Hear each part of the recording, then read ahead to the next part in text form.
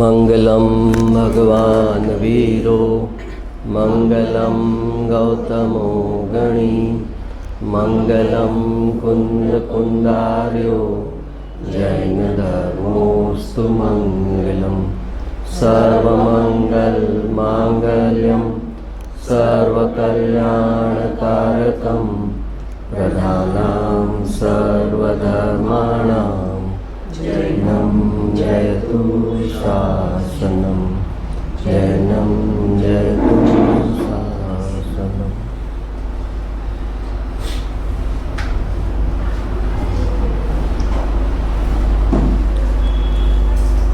Subconscious માઇન્ડનું વાત ચાલતી હતી કે એને ખાલી કરવું કેમ જરૂરી છે, અને જૈન ધર્મમાં સબકોન્શિયસ માઇન્ડનો કાંઈ કોન્સેપ્ટ છે કે નહીં? તો કે જે આજે લબ્ધ કહે છે, અબુદ્ધિપૂર્વકનો રાગ કહે છે, એ બધું જે છે એ અંદર હિડન જે ચીજ છે એને સબકોન્શિયસ નામ ન આપ્યું હોય, બીજી ઓલાથી કીધું હોય, પણ એ છે તો આખરે એ જ ચીજ કે જે કોન્શિયસ જે છે એ જાગૃત મન છે ને ઓલું અજ્ઞાત મન કે અર્ધ જાગૃત મન કે ગુજરાતીમાં એને એટલે કે અહીંયા પૂરી અવેરનેસ નથી. એ હવે એ કોન્શિયસ અગર સબકોન્શિયસ છે ત્યાં પૂરી અવેરનેસ નથી, અને એમાંથી જો ડાયરેક્ટ એક્શન થશે તો એ ટોટલી બેહોશીવાળી એક્શન થશે.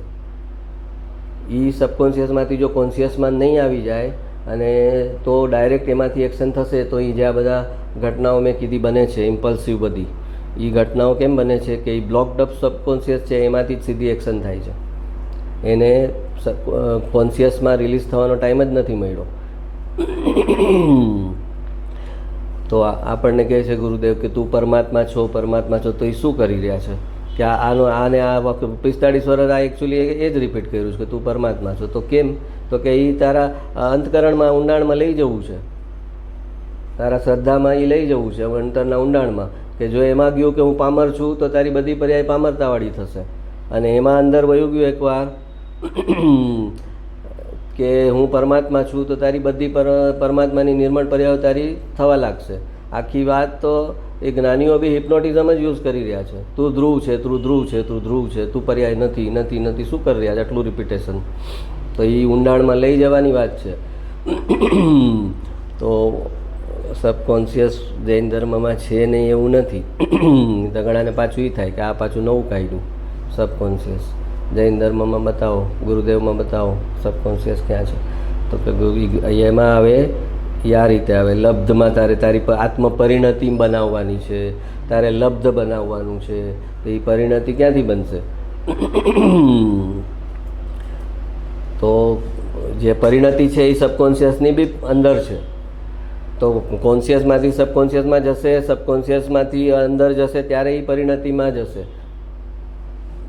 અને ઓલે બેન લખે ઉપલક ઉપલક વિચારોમાં કાંઈ થશે નહીં. તો આ ઉપલક ઉપલક અને ઊંડાણ ઊંડાણ એ શું છે? એ ઉપલક ઉપલક ને ઊંડાણ શેનું છે?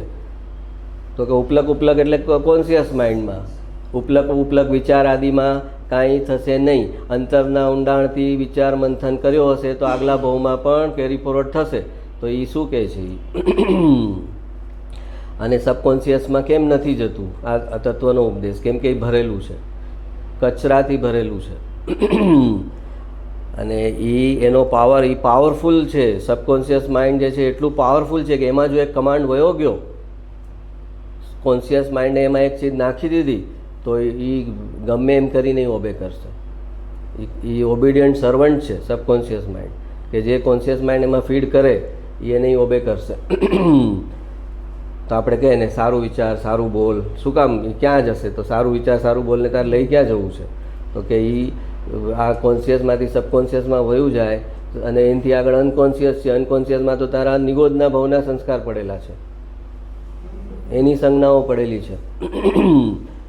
તો સબકોન્શિયસ માઇન્ડ મોસ્ટલી આ બધી ભય ને એવી બધી સંજ્ઞાથી ભરાયેલું છે.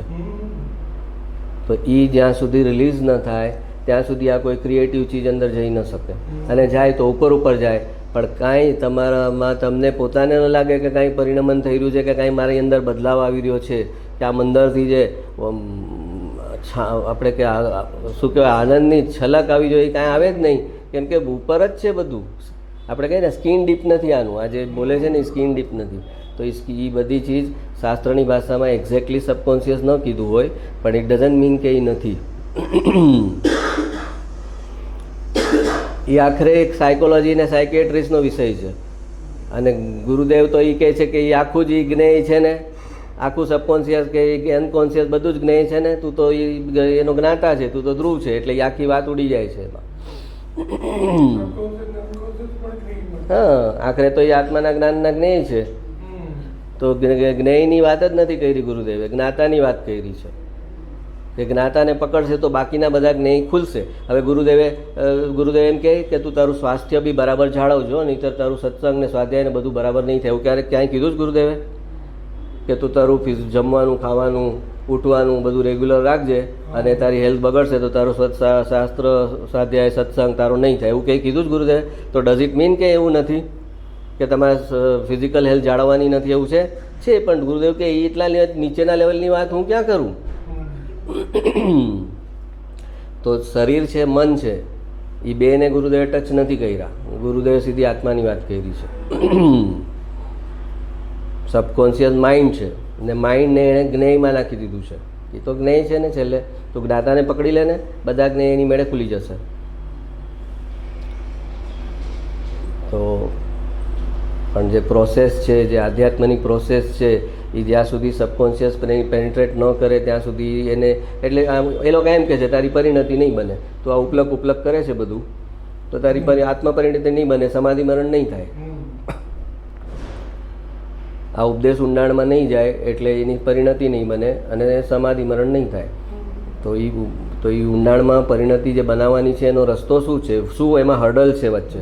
એ હર્ડલ છે કે આ એનું સબકોન્શિયસ, એણે સબકોન્શિયસમાં એટલું બધું સ્ટોર કરેલું છે, એટલા બધા પ્રિવિયસ કમાન્ડ્સ એની અંદર છે કે એ જ મટીરિયલાઇઝ થાય. ઘણી વાર કહે ને, અરે મારે કરવું નહોતું ને છેલ્લે આમ જ થઈ ગયું, મારે કરવું નથી ને છેલ્લે આમ જ થઈ ગયું. કેમ થઈ જાય છે એમ?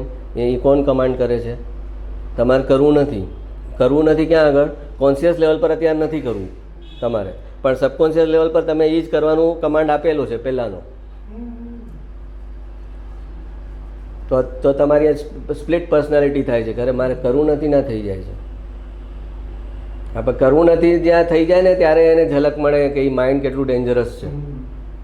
જે કરવું નથી એ થવા લાગે એટલે ત્યાં સમજવાનું કે સબકોન્શિયસ રિલીઝ થયું છે, એનું ઓન ચાલુ થયું છે. એનો કોન્શિયસ કંટ્રોલ ન રહે ત્યારે જ હલી જાય ત્યારે એ આત્મા તરફ જાય કે આ શરીર પણ કામનું નથી, આ મન પણ કામનું નથી, અને આ બંનેને પાર કરીને મારે જવાનું છે. પણ એ આત્મા તરફ જવા માટે આ બધા જંગલ છે વચ્ચે, એ પાસ કરવા જ પડશે.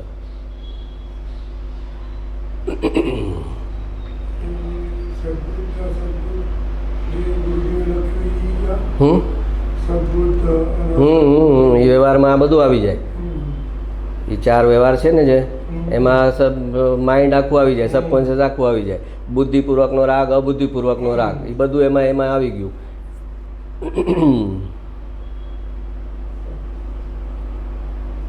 હવે સબકોન્શિયસ આ પોઝિટિવ થિંકિંગ વાળા હોય ને, એક સબકોન્શિયસનો એક રૂલ એ લોકો ખાસ કરાવડાવે આ લોકોને કે એનો એક રૂલ એ છે સબકોન્શિયસનો કે તમે રાતે જે છેલ્લો વિચાર કરો ને એના ઉપર એ આખી રાત વર્ક કરે અને એ તમારી એના પ્રમાણે મટીરિયલાઇઝ થાય.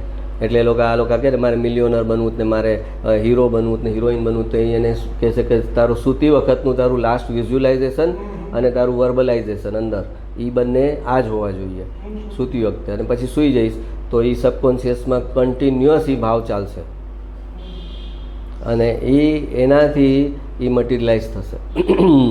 તો એ પ્રિન્સિપલ આ જ છે. એ લોકો મટીરિયલી યુઝ કરી રહ્યા છે, મટીરિયલ બેનિફિટ માટે એ ચીજ યુઝ કરી રહ્યા છે.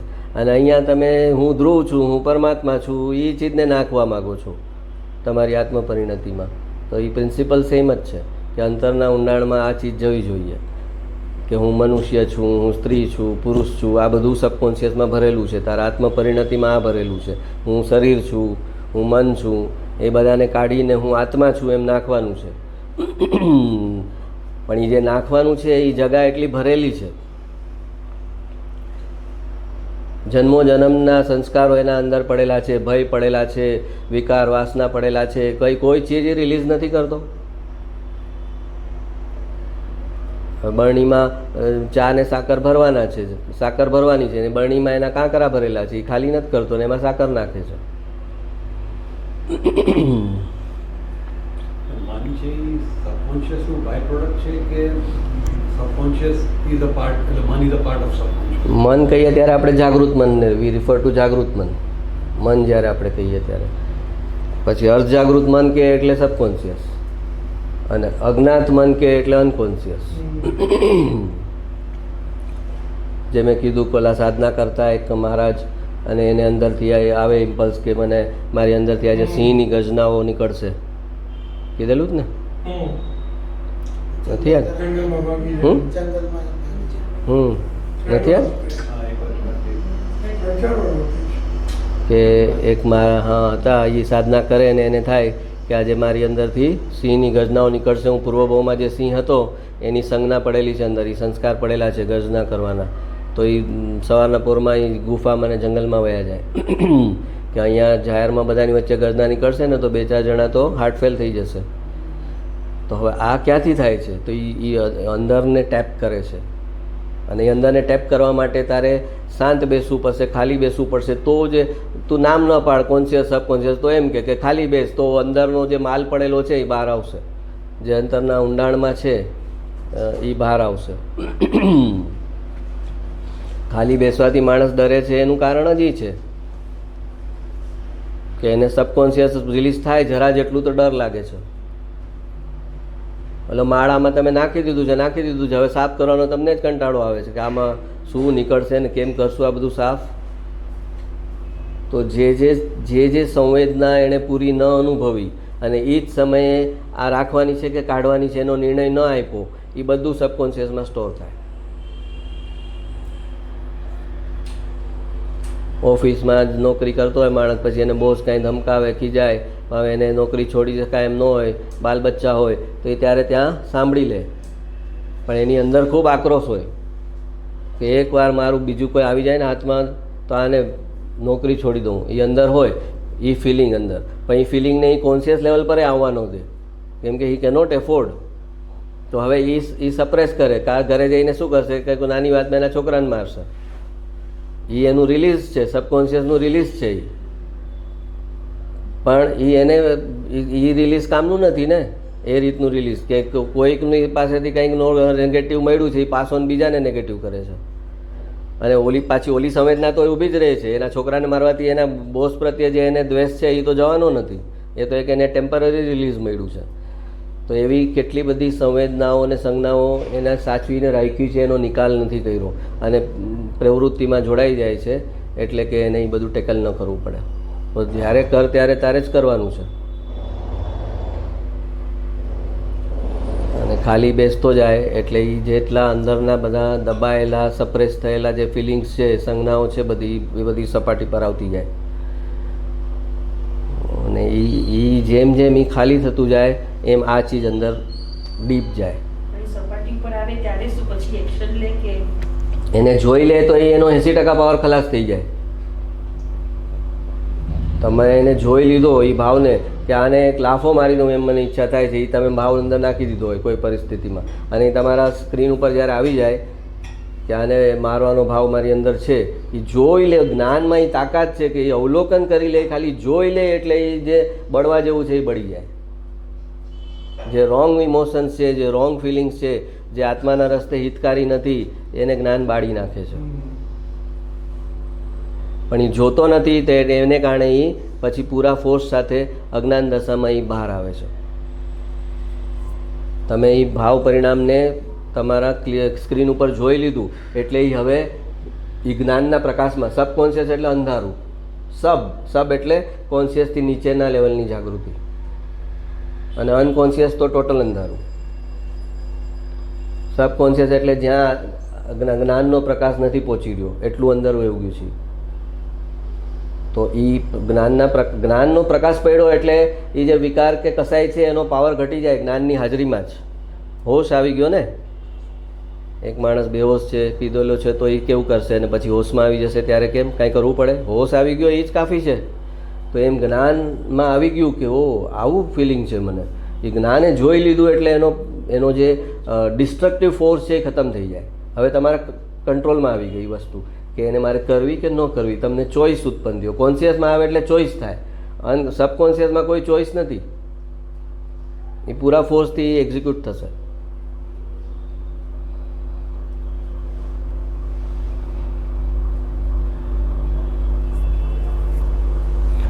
તો તમારું જોવા જાણવાનું ચાલુ થયું, પરિણામને જોવાનું ચાલુ થયું. તો પહેલાં પોતાના પરિણામને જોતો થયો, એ 3 લોક 3 કાળના પરિણામને જુએ છે ને.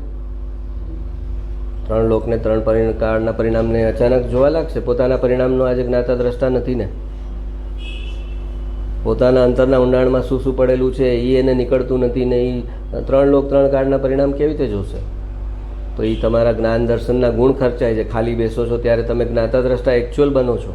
કોઈ પ્રવૃત્તિ ન કરી, કોઈ ક્રિયા ન કરી, કોઈ કરતાપણું ન કર્યું. તમે બેઠા એટલે શું? સિદ્ધ શિલા પર સિદ્ધ ભગવાન બી બેઠા છે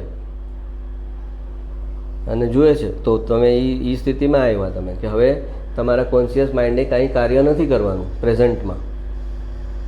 કોઈ સાવધાની કોન્શિયસ માઇન્ડે હમણાં નથી રાખવાની. તમે કોમ્પ્યુટર કરો કે તમે બીજું ત્રીજું કરો, તમે રસોઈ બનાવો, તો એ તમારું કોન્શિયસ માઇન્ડ એમાં એંગેજ થઈ ગયું. કોન્શિયસ માઇન્ડ એંગેજ થઈ ગયું એટલે સબકોન્શિયસ ક્લોઝ થઈ જાય. એનો એ ઓટો નિયમ છે. કોન્શિયસ માઇન્ડ એંગેજ રહે તો સબકોન્શિયસ ક્લોઝ થઈ જાય. કોન્શિયસ માઇન્ડ એંગેજ ન રહે, એ રિલેક્સ રહે કે મારે કાંઈ કરવાનું નથી, તો ઓલું પૂછે એને ફોન કરીને કે આ મારી ફાઇલો છે જૂની બધી મોકલાવું, તો કે હા મોકલ, હું તો એમને એમ છું, નવરો જ છું. અને આ તો હંમેશા એમ કે ના ના આ એક કામ કર, હમણાં હું બિઝી છું, 2-4 દિવસ પછી જોઈએ.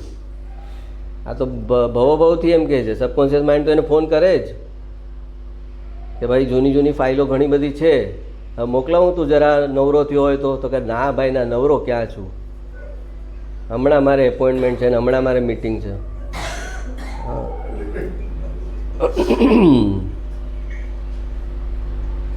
તો એટલે એ સબકોન્શિયસ ખાલી નથી થતું. અમે કૃપાળુદેવના મંદિરમાં જઈને ખાલી બેસતા હતા 4 કલાક. હા, ગતાગમ કાંઈ પડતી નથી, ખબર કાંઈ પડતી નથી, વાંચી શકતા નહોતા. 2 લાઈન વાંચીએ તો ચક્કર આવે. તો અમે કરતા હતા શું? તો એ અનાયાસે બી આ સબકોન્શિયસ માઇન્ડ ક્યારે ખાલી થયું? અનાયાસે સબકોન્શિયસ માઇન્ડ ખાલી થતું ગયું, ખાલી બેસવાથી. તો એ કચરો સાફ કર્યો ને, ત્યારે પછી નવી ચીજ અંદર જાય છે.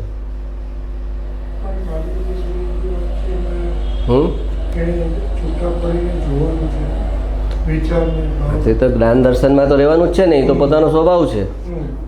એ તો પોતાનો સ્વભાવ જ છે. જ્ઞાન દર્શન બંધ કેવી રીતે થશે? જ્ઞાન દર્શનને ક્યાંક એંગેજ કરી દે છે એટલે અંદરના પરિણામ જોઈ નથી શકતો. એ ખાલી બેસે તો એનું જ્ઞાન દર્શન એના પરિણામ જોવાનું જ છે. એ કેવી રીતે એની બહાર જશે? કોઈ પ્રવૃત્તિમાં એંગેજ ન હોય એનો ઉપયોગ, તો એનો ઉપયોગ કાંઈક તો કામ કરશે ને. એનો ઉપયોગ ખાલી તો રહે નહીં. જ્ઞાનનો ઉપયોગ ખાલી ન રહે. કોઈને તો જ્ઞેય બનાવે, હર સમયનું એનું કાંઈ જ્ઞેય છે. તો હવે પ્રવૃત્તિમાં એનું કોઈ જ્ઞેય નથી કે ટીવી નથી જોતો, કોઈ ફોન નથી કરતો, કોઈ વાંચતો નથી. શાસ્ત્ર સ્વાધ્યાય પણ ન આવે. શાસ્ત્ર સ્વાધ્યાયનું બેલેન્સ કરવું પડે ખાલી બેસવાથી. અગર ન કરે તો જે કૃપાળુએ લખ્યું છે એ વાંચ કરે એટલે એને વધારે જ્ઞાનાવર્ણ્ય કર્મ બને. જેટલું વધારે વાંચ કરે એટલે એના વધારે જ્ઞાનાવર્ણ્ય કર્મ બને. કેમ લખ્યું એમ? કેમ કે વાંચો છો ત્યારે પરલક્ષ છે, અને એ ખાલી બેસે અને પરિણામને જુએ ત્યારે એકચ્યુઅલ જ્ઞાન દર્શનનો પોતાનો ગુણ છે એ યુઝ થયો. સામે જ્ઞેય છે, એ પણ પોતે છે અને પોતાનું જ જ્ઞાન છે. અને હવે આ જ્ઞેયને કોઈ પ્રતિક્રિયા વગર જવા દેવાનું છે. આ સારું છે કે આ ખરાબ છે, ખાલી નોંધ લીધી કે જો આ ભાવ આવ્યો, નો ઓલું સબકોન્શિયસ કહે છે નોંધ લીધી ને, તો કે હા લીધી. તો હવે બીજો મોકલાવું, તો કે હા બીજો મોકલ. તો કે આની નોંધ લીધી, તો કે હા લીધી. નોંધ લીધી એમાં એનો 80% પાવર ખલાસ થઈ જાય, જે નેગેટિવ હોય એ.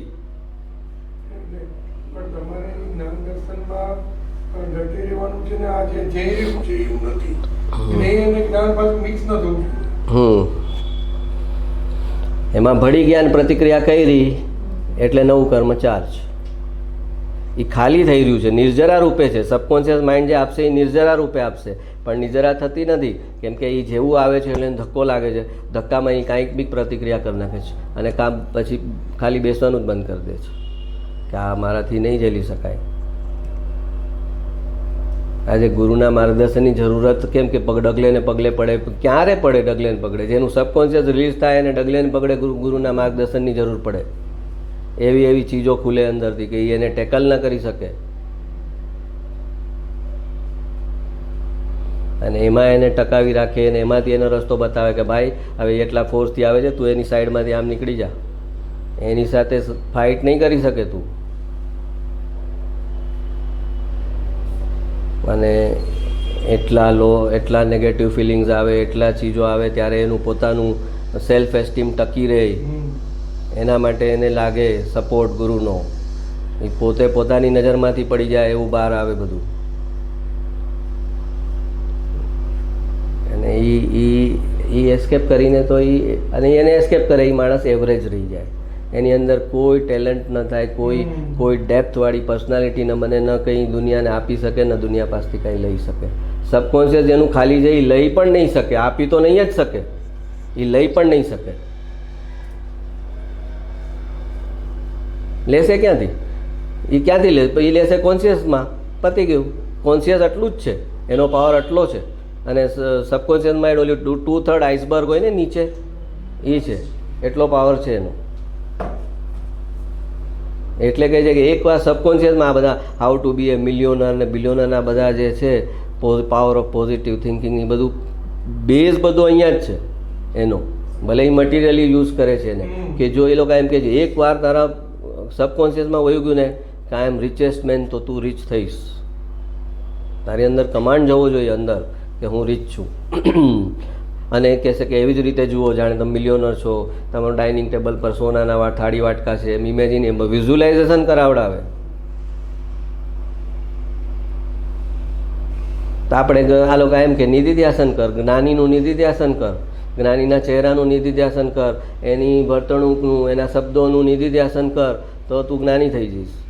તો એ નિધિધ્યાસન શું છે? વિઝ્યુલાઇઝેશન છે. આખું છે સાયન્સ જ, પણ ઓલા બહાર ગ્રો થવા માટે વાપરે છે, આપણે એ ચીજ અંદર ગ્રો થવા માટે વાપરીએ છીએ.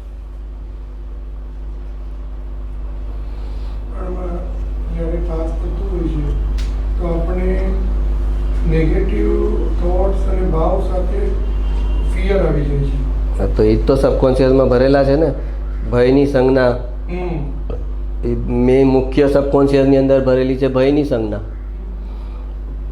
મેજોરિટી લોકોને ભયની સંજ્ઞા ભરેલી છે સબકોન્શિયસમાં, અને જ્યાં સુધી રિલીઝ ન થાય ત્યાં સુધી કામ ન થાય એનું. એ સંજ્ઞા જ્યાં સુધી રિલીઝ ન થાય, એની કોઈ ચીજમાં ડેપ્થ નહીં આવે, કોઈ ક્રિએટિવિટી રિલીઝ નહીં થાય. સબકોન્શિયસ ખાલી છે, એની ક્રિએટિવિટી રિલીઝ થશે, એનું વ્યક્તિત્વ બનશે. ઉડીને આંખે વળગે એવું કે આ કેવી રીતે થયું, આ કેવી રીતે કરે છે, આ કેવી રીતે બોલે છે. કેમ કે એ પાવર છે સબકોન્શિયસમાં છે. આખરે તો આત્માનો જ પાવર છે એ.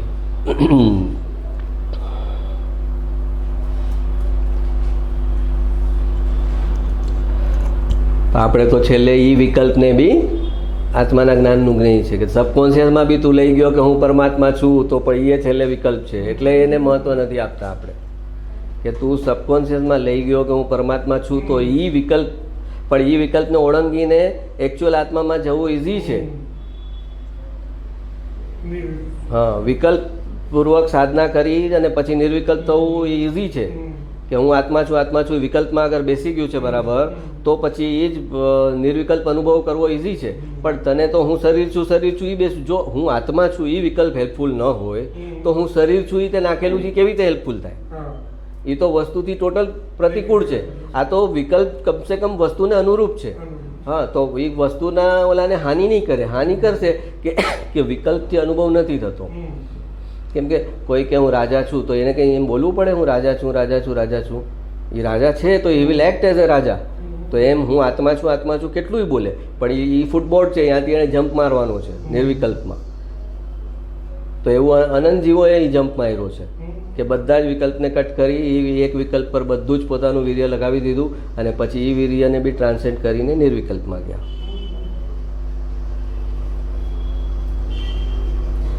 સબકોન્શિયસ ખાલી થઈ જાય પછી કોઈને આપી પણ નહીં શકે અને લઈ પણ ના, ખાલી નહીં, ભરેલું છે.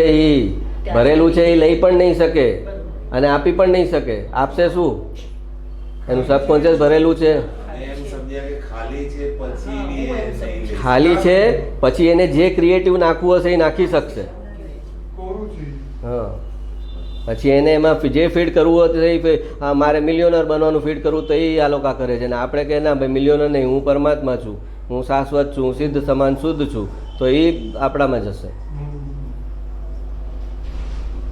સબકોન્શિયસ માઇન્ડમાં જ્ઞાન દશામાં બધું ભરેલું છે, એ ખાલી કરીને હમ. જ્ઞાનની વાતો અંદર પરોવાની છે. જ્ઞાનીની જ્ઞાનની વાતો પરોવાની. શરીર સાથેનું વેદના જે કહ્યું ને હમ. એ તો મન સાથેનું વેદના એ શરીર મન અને વાણી. હમ. તો શરીરને વાણી વધારે સમજાય છે. તો મન સાથેનું વેદના તો મનમાં જ પાછું આપણે તો એ વિકલ્પ તો મનમાં જ આવ્યો ને. ઓલું એકાર્ટ ટોલે બુક લખી you are not your mind. German philosopher છે, એને બુક લખી you are not your mind. હવે આપણે અહીંયા ગુરુદેવ એ જ કે ભાઈ તારું મન અને તારીમાં આવતા શું બસું વિચારી તું નથી, તો ઓલા એ બુકનું ટાઇટલ આપ્યું you are not your mind. તો એ વાંચો તો એમ લાગે કે આ ક્યાંક નજીક છે, સત્યની ક્યાંક નજીક છે અને કંઈક અણસાર છે આને.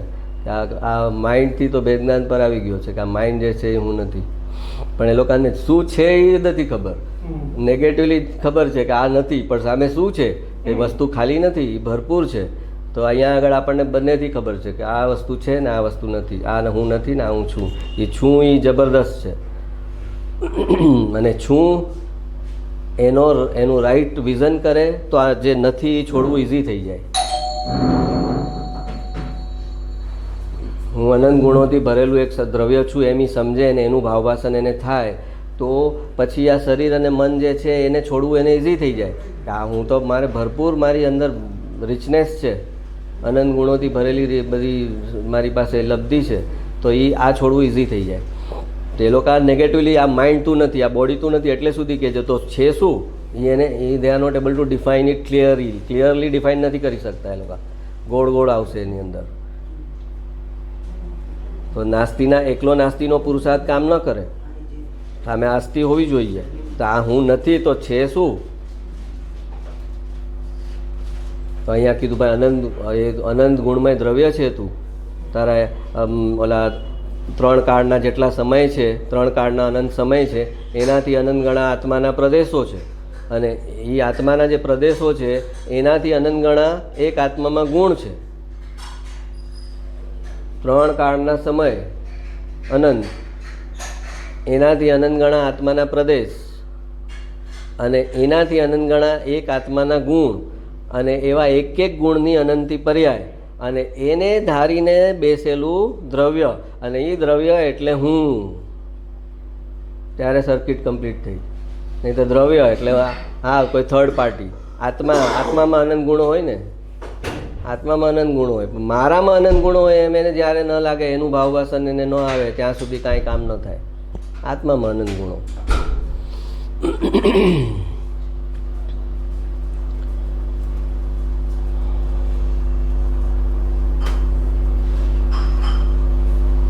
તો નાસ્તીનો પુરુષાર્થ એટલે શું કે ઓલો એક છોકરો હોય એને મમ્મીએ કીધું જો હવે એક્ઝામ છે, તારે હવે ટીવી નથી જોવાનું, વિડીયો ગેમ્સ નથી રમવાની, ફ્રેન્ડ સાથે રખડવા નથી જવાનું. તો કે હા ઓકે. પછી રિઝલ્ટ આવે અને ભાઈ ફેલ હોય તો મમ્મી કે મમ્મીને કહેશે મમ્મી તે કીધેલું ટીવી નહીં જોવાનું, હું ટીવી નહોતો જોતો. વિડીયો ગેમ્સ રમવાનું તો કીધું એ નહોતો, ફ્રેન્ડ સાથે રખડવા નહોતો જોતો. હવે હું શું કરું? તો ખબર તું ભણ્યો જ નથી, આ બધું ન કરીને તું ભણ્યો નથી. એના તો એનો ફાયદો શું? નાસ્તીના પુરુષાર્થથી કોઈ રિઝલ્ટ ન આવે. ગુરુદેવનું એક વાક્ય છે કે એક અવગુણ ટળે તો એની સામે ગુણ પ્રગટ થવો જ જોઈએ, તો એ અવગુણ ટળ્યો એનું કામનું, એનો બેનિફિટ. અગર અવગુણ ટળ્યો અને સામે ગુણ ન ઉત્પન્ન થયો તો તારો અવગુણ ટળ્યો એ કોઈ કામનો નહીં. કેવી રીતે? કે આપણે હમણાં વાત કરી કે બપોરના ઊંઘ આવે છે સુવાનું, બરાબર? તો તમે બપોરના નહીં સુવાનું એમ નિર્ણય કર્યો. હવે તમે બપોરે નથી સૂતા તો અવગુણ તો ટળ્યો, એક સુવાનો અવગુણ ટળ્યો. હવે એમાં આધાર કોનો લીધો? તો હવે કરો જ શું એ સમયમાં? તો કે ટીવી જોઈએ છે. હા, તો અવગુણની સામે અવગુણ જ ઉત્પન્ન કર્યો ને. તો કે એક અવગુણ ટાળે તો એની સામે કંઈ ક્રિએટિવ, તે બપોરના સુવાનું બંધ કર્યું તો એનો એ સમયનો કોઈ ક્રિએટિવ યુઝ થયો આત્માને સંદર્ભમાં? આત્માના કલ્યાણ માટે કંઈક ટાઈમ થયો એમાં શાસ્ત્ર સ્વાધ્યાય થયું કાંઈ? તો કે ના, એ તો નથી થયું. તો કે તો તારો અવગુણ ટળ્યો એનો ફાયદો શું? તું રમવા ન જાય એનો ફાયદો શું? તું ભણે નહીં તો.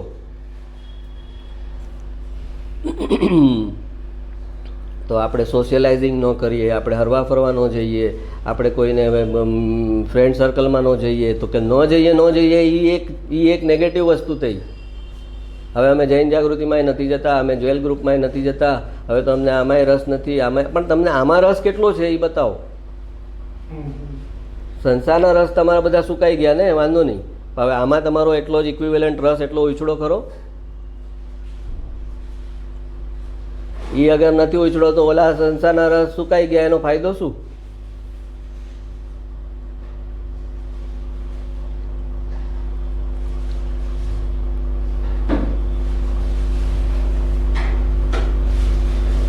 એટલે મહત્વની વાત એ સમજાવવાની હતી. એક તરફ કહેશે સબકોન્શિયસને ખાલી કરો, તો ખાલી કરો તો પછી એમાં કરવાનું જ શું?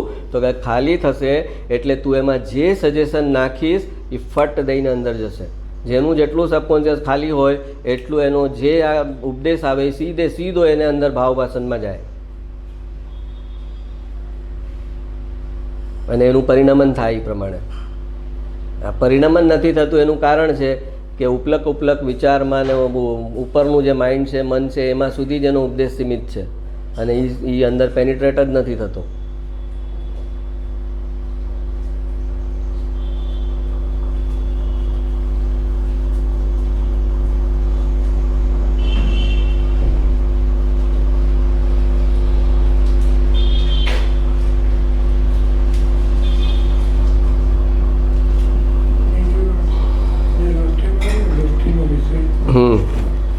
તો અખંડ ગુણનો જે અભેદ છે એમાં પછી જ્યારે દ્રષ્ટિમાં લઈએ છીએ ત્યારે એના ગુણોની ડિટેલમાં ન કહેવાય છે તો એ પછી દ્રષ્ટિ ગુણોની ડિટેલમાં નથી જતી અને જ્ઞાન એ જ ટાઈમે ડિટેલમાં જાય છે. દ્રષ્ટિ અને જ્ઞાન બંને એટ એ ટાઈમ કામ કરે છે. દ્રષ્ટિ દ્રવ્યને છોડતી જ નથી, ભેદ દ્રવ્ય દ્રષ્ટિ ભેદને સ્વીકારતી જ નથી અને જ્ઞાન બધા ભેદને જાણી લે છે. અને અનુભવ પહેલાં દ્રષ્ટિને જ્ઞાન વચ્ચે સંધિ થાય છે, જેમાં એ જ્ઞાન બી સ્વીકારી લે છે કે મારું એક જ જ્ઞેય છે, અનંત જ્ઞેય નથી. જ્ઞાન પહેલાં તો કહેશે હું એક જ્ઞેયને ન સ્વીકારું, અનંત જ્ઞેય છે. જ્ઞાન તો કહેશે અનંત જ્ઞેય છે, કેવળ જ્ઞાનમાં અનંત જ્ઞેય જણાય છે ને, તો હું એક જ્ઞેયને કેમ સ્વીકારું? દ્રષ્ટિ કહે છે કે હું એક જ જ્ઞેયને સ્વીકારું, બીજું કોઈ જ્ઞેય જ નથી મારે. એ શ્રદ્ધેય મારું શ્રદ્ધાનું શ્રદ્ધેય પણ છે અને જ્ઞાનનું જ્ઞેય જ છે. તો એ ઝઘડો ચાલે દ્રષ્ટિ અને જ્ઞાનનો. અને છેલ્લે જ્ઞાન ને દ્રષ્ટિ વચ્ચે સંધિ થાય ત્યારે જ્ઞાન પાછું વળે કે આ બધા જ જ્ઞેયો છે પણ એ મારા કામના નથી. આત્માનો અનુભવ કરાવવા માટે તો મારે એનો નિષેધ જ કરવો પડશે, આત્માનો અનુભવ કરવા માટે. અને એમ કરીને એ જ્ઞાન પણ એક જ જ્ઞેયને સ્વીકારે છે કે જે સ્વદ્રવ્ય છે એ જ મારું જ્ઞેય છે. અને દ્રષ્ટિ કે જો કે સ્વદ્રવ્ય જ જ્ઞેય છે તો એ તો હું પહેલેથી કહું છું. અને પછી દ્રષ્ટિ એ પાછી ત્યારે ડાય થઈ જાય છે કે ભાઈ હા એમ વાત સાચી છે, આ એક જ્ઞેય છે પણ સામે અનંત જ્ઞેયો છે ને, 3 લોક 3 કાળના, એ જાણવાના તો છે ને, તો એમ તું એ સાચું છે અને હું એ સાચું છું, બેય સાચા છીએ. આ તો બધું એક બોલવાની શૈલી છે, ત્યાં અંદર જે થાય છે એ તો વર્ણન જ થઈ શકે એવું નથી કે એ કઈ રીતે ફ્યુઝન થાય છે. મુખ્ય ગૌણની જે વસ્તુ છે કદાચ સમ્યક દર્શનના માટે છે અને કેવળ જ્ઞાનમાં તો બધું જ નહીં. સમ્યક દર્શનનો બી એક સમયનો અનુભવ થયો ત્યારે મુખ્ય ગુણ નથી. હા, કરવા પહેલા મુખ્ય ગુણ છે પણ અનુભવ વખતે મુખ્ય ગુણ નથી.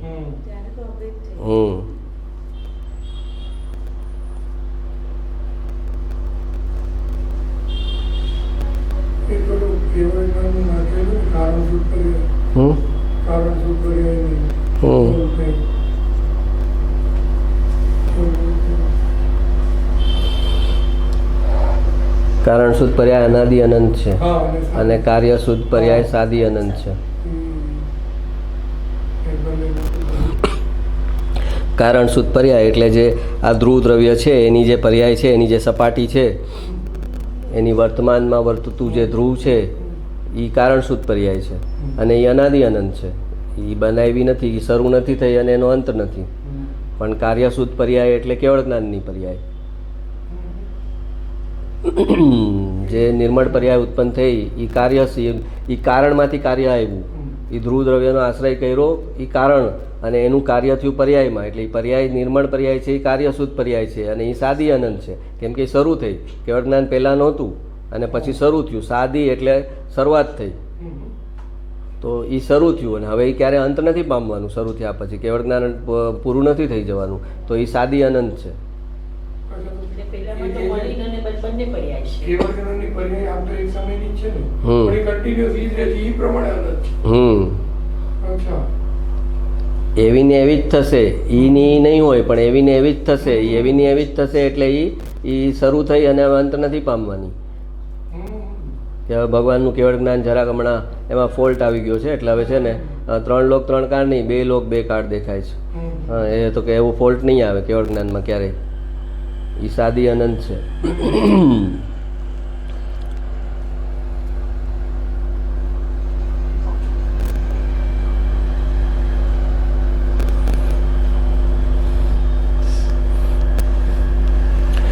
ધર્મી, આ ગુરુદેવનું છે ને, એ વાંચું છું. ધર્મી જીવ પર્યાયમાં રોકાતા નથી, કેમ કે આત્મદ્રવ્યમાં ઘણું પડ્યું છે, ઘણું ભર્યું છે. તે આત્મદ્રવ્ય પરથી જ્ઞાનીની દ્રષ્ટિ ખસતી જ નથી. હા, આજે આ બોલ બહુ સારો આવી ગયો છે. આ બેન્સીબેનના વચનામૃત પર પ્રવચન છે ગુરુદેવનું. એટલે આજે આ બોલ બહુ સારો આવી ગયો છે. જિજ્ઞાસુ, ભાગ્યશાળીને જ આવી વાત મળે. સાચી વાત હો બાપુ, ભાગ્યવાનને જ આવી વાતો મળે. ગુરુદેવ કે ભાગ્યશાળી હોય તો જ એને જ મળે. હા, ઓલો જગ્યા સામે બેસેલો કોઈ બોલતો હશે, પણ એમાં ગુરુદેવનું એટલું એન્ડોર્સમેન્ટ આવે છે ભાવપૂર્વક કે હા હો, તો વાત સાચી છે. આ જેને તેને સાંભળવા ન મળે આ વસ્તુ. ભાગ્યશાળીને આવી વાત મળે. સાચી વાત હો બાપુ, ભાગ્યવાનને જ આવી વાતો મળે. અહીં કહે છે કે જ્ઞાની પર્યાયમાં રોકાતા નથી, કેમ કે તેની દ્રષ્ટિ અંદર રસકસથી ભરેલા નિજ ધ્રુવ આત્મદ્રવ્ય પરથી જરાય ખસતી નથી. શરીર, લક્ષ્મી વગેરે તો પર છે, ધૂળ છે, એ તારામાં નથી ને તું એનામાં નથી. પણ તારી પર્યાયમાં જે શુભ અશુભ વિભાવ થાય છે તે પણ તારો સ્વભાવ નથી, ને પર્યાયમાં જે અધુરાશ છે તે પણ તારું પૂર્ણ સ્વરૂપ નથી. અરે કોઈ પણ પર્યાય કે ગુણભેદ તારા અભેદ સ્વરૂપમાં નથી. માટે તેનું લક્ષ છોડી, જેમાં ઘણું પડ્યું છે, ઘણી ગુણ સમૃદ્ધિ ભરી પડી છે, તેના ઉપર દ્રષ્ટિ કર તો તને શક્તિ ભરપૂર દ્રવ્ય સ્વભાવના અવલંબને શાંતિ અને સુખ પ્રગટશે. અંદર દ્રવ્ય સ્વભાવમાં શક્તિપણે જે ભરેલું હોય તે પર્યાયમાં વ્યક્તપણે પ્રગટે. સર્વજ્ઞ ભગવાનને કેવળ જ્ઞાનની પર્યાય આવી ક્યાંથી? કાંઈ બહારથી આવે? અરે પર્યાય એટલે શું અને તે ક્યાંથી આવે એ પણ ખબર ન મળે. દ્રવ્ય ગુણ ને પર્યાય આ ગુરુદેવે સમજાવ્યા. એ પહેલાં કોણ સમજતું હતું કે પર્યાય શું ને દ્રવ્ય શું ને ગુણ શું? શુદ્ધ ભાવથી જ ધર્મ સમજતા હતા. શુદ્ધ ભાવ કોઈ ઉપર છે, શુભ અશુભની ઉપર કોઈ ત્રીજો ભાવ છે, એ જ સમજતા નહોતા. એ સમયના મહારાજો કહેતા હતા કે આ કાળમાં શુભ ભાવ જ હોય, શુદ્ધ ભાવ હોય જ નહીં આ કાળમાં. એનો મતલબ ગુરુદેવ કહેતું એમ કહે છે કે સમ્યક દર્શન જ ન હોય, શુદ્ધ ભાવ ન હોય. એનો મતલબ કે આ કાળમાં સમ્યક દર્શન જ ન હોય, એમ કહે છે કે આ કાળમાં શુભ ભાવ જ હોય. તો પછી ભાવલિંગી મુનિએ ન હોય અને સમ્યક દ્રષ્ટિ બી ન હોય, તો કે એવું બની જ ન શકે. આ કાળમાં બી સમ્યક દર્શન છે હજી. સમ્યક દર્શન છે તો શુદ્ધ ભાવ છે જ. એક સમયનો તો એક સમયનો શુદ્ધ ભાવ પ્રગટી શકે છે.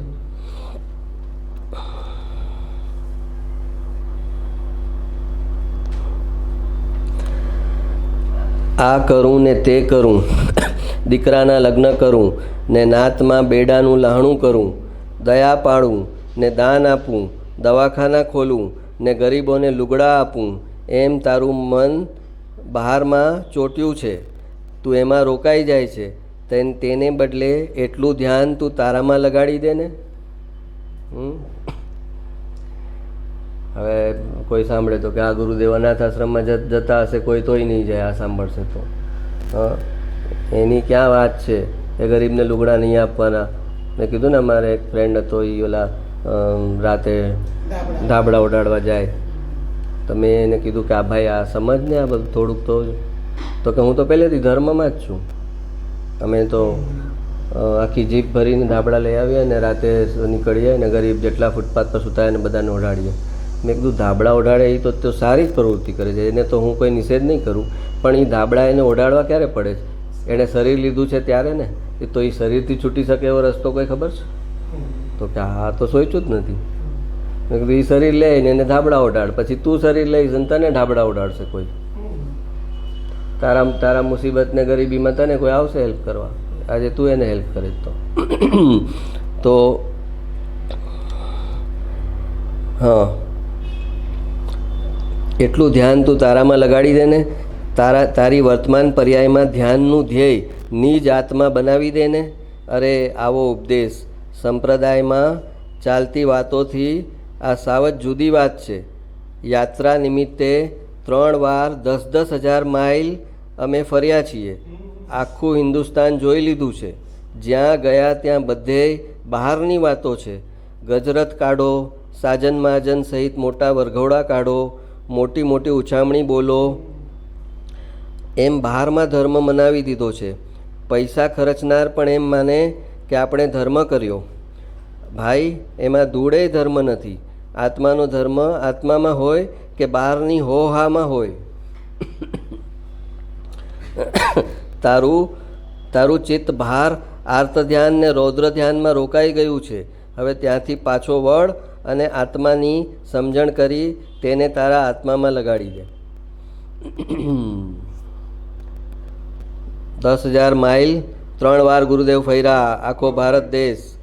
કે છે કે અમને આ ભગવાનની વાત એક જગાએ પણ મળી નથી. 10,000 માઇલ 3 વાર ફર્યા આખું ભારત. તો કે આ ભગવાનની જે વાત છે પ્યોર, અનકોન્ટેમિનેટેડ, અનપોલ્યુટેડ, એ વાત અમને એક જગાએ પણ મળી નથી. અરે પણ એક જગાએ અમને તમારા પાસેથી મળી ને. તમને ન મળી ભલે, પણ અમને તો મળી ને.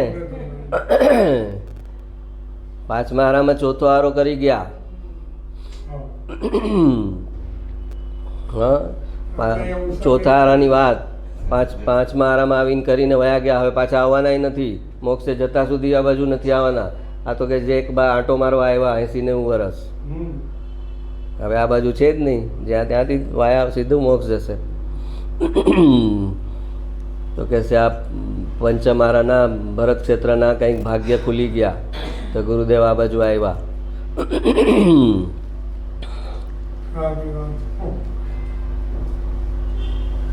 એમના માટે તો અશુભોદય હતું. શુભોદય અને આપણને અહીંયા સમજાવે છે દીપકભાઈ, આપણે આ ઉષામાં ચોથો ચાલે છે. યસ. સાચી વાત. પર્યાય એટલે શું? પર્યાય એટલે વસ્તુની વર્તમાન દશા, હાલત, અવસ્થા, પરિણતિ. વસ્તુનો ઉત્પાદ વ્યય સ્વરૂપ પલટતો અંશ ગુરુદેવનું છે. અરે જેમને પોતાના દ્રવ્યગુણ પર્યાય શું છે, અંદર પોતાનો સ્વરૂપ વૈભવ કેવો છે તેની ખબર નથી, તેઓ બધા પુણ્યના અર્થી, ભોગના અર્થી, રાગના અર્થી ભિખારા છે. કે છે જેને પોતાનો દ્રવ્યગુણ પર્યાયનો જે સ્વરૂપ વૈભવ છે અંદર, એની કંઈ ગતાગમ ન મળે તો એની પાસે શું બચ્યું? એની પાસે ખાલી શુભ ભાવ બચ્યો અને પુણ્ય બચ્યું. અને પુણ્યનું બચ્યું તો પુણ્યનું ફળ આવશે. એને ફળમાં રસ છે તો જ પુણ્યમાં રસ આવે, પુણ્યના ફળમાં રસ છે તો જ પુણ્યમાં રસ આવે. તો કે છે એ બધા શું કહે છે?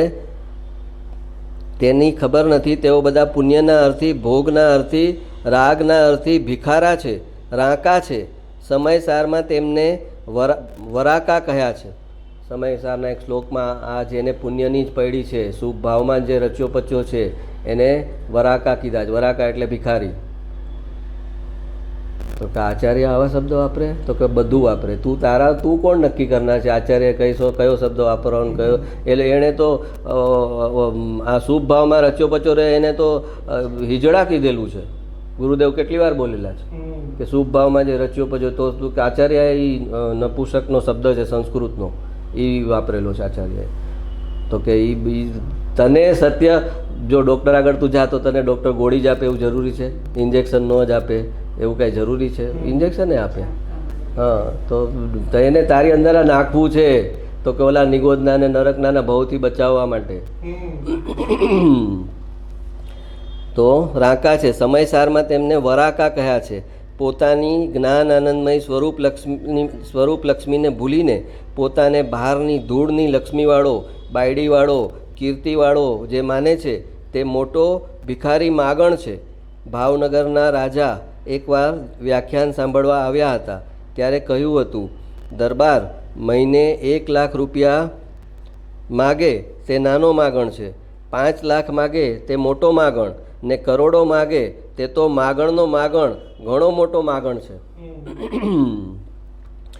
અંદર જ્ઞાન ને આનંદની લક્ષ્મી ભરપૂર પડી છે, તેને જોતો નથી અને બહારની ચીજો માગ્યા કરે છે. એ જ માગણ વૃત્તિ છે. ભાઈ, જિંદગી આમને આમ ચાલી જાય છે. વસ્તુ સ્વરૂપને સમજ્યા વિના 84ના અવતારમાં રખડવાનું મટશે નહીં. માટે અહીં કહ્યું છે કે તારા દ્રવ્ય સ્વભાવને ગ્રહણ કર. તેને ગ્રહણ કરતાં શુદ્ધ પ્રગટે, ચારિત્ર દશા પ્રગટે અને પરિભ્રમણનો અંત આવે. ભાવનગરના દિવાન હતા, એને કહેતા કે તમારાથી મોટા ભિખારી મેં નથી જોયા. તો પાછા કહેતા ગુરુદેવ કે આમ રાંક માણસો, એમ કે આ વાત સાચી હો ગુરુદેવ, વાત સાચી, એમ કે આમ માણસ રાંક હતો, બોલે એવું ને ગુરુદેવ બીઠું માણસ બહુ નરમ માણસ. કેટલાય માટે તો ઓલું કે આ કાંતિભાઈનો છોકરો પણ આ માણસ બહુ નરમ માણસ હતો, એમ કે.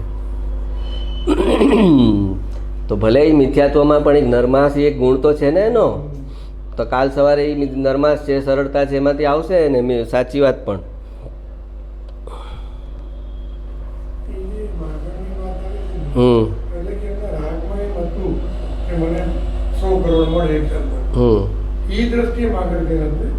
જ્યાં છે ત્યાંથી હજી સંતોષ જ નથી. હજી એને આગળ કંઈક જોઈએ છે. મુકેશ અંબાણીને કહેવાય ધંધો વાંડપ કરી લે ને ભાઈ, બેસ ને શાંતિથી આ વિતરાગવાણી સાંભળ ને. તો કે મારે હજી કેટલા પ્રોજેક્ટ બાકી છે, હજી મારે લોન લીધી છે હમણાં તો હજી. હા, તો એ હજી ચૂકવવાની છે. તો એ 500 કરોડ પર હશે ત્યારે 1000 કરોડનું ટાર્ગેટ રાખશે, 1000 પર આવશે ત્યારે 5000નું રાખશે. તો એનો અંત જ નથી ને.